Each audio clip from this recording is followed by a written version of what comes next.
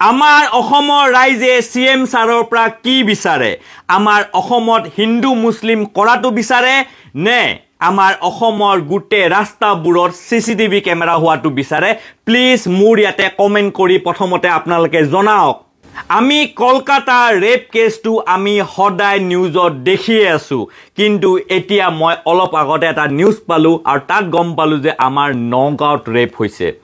এনেকৈ যদি ৰেপবোৰ হৈ থাকে আমি আমাৰ ঘৰৰ মানে মহিলাসকলক আমি বাহিৰত যাবলৈ কেনেকৈ দিম এতিয়া আমাৰ CM ছাৰৰ ওচৰত মোৰ এটাই ৰিকুৱেষ্ট এইবোৰ বেলেগ কি কৰি আছে কোনবা মুছলিম হিন্দু কি হেবোৰ লৈ মতলব নাই আপুনি প্লিজ আমাৰ অসমৰ গুটে ৰাস্তাবোৰৰ CCTV কেমেৰা লগাওক CCTV কেমেৰা লগালে কি হ'ব কমসে কম কিছুমান মানুহে ক্ৰাইমবোৰ কৰিবলৈ ভয় খাব আৰু যদি কোনোবাই ক্ৰাইম কৰেও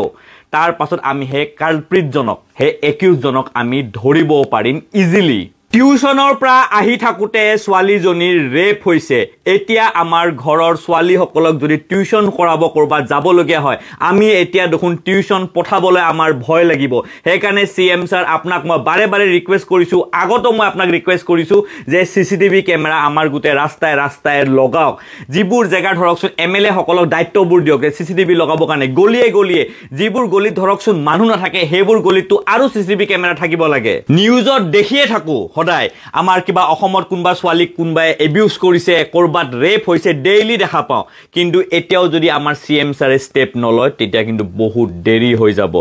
এতিয়া CM ছাৰ আপুনি বেলেগৰ বুলি নাভাবিব আপোনাৰ নিজৰ কোনবা ঘৰৰ মানুহৰ যদি এনেকুৱা হয় তেতিয়া আপোনাৰ কেনেকুৱা লাগিব হেতু আপুনি এবাৰ ভাবক আৰু ভাবি পালে ষ্টেপ লওক এই ভিডিওটো যাতে CM ছাৰলৈ গৈ পায় কাকো ঠাট্টা কৰিব কাৰণে ভিডিও বনোৱা নাই মই দৰকাৰী ভিডিও জয় অসম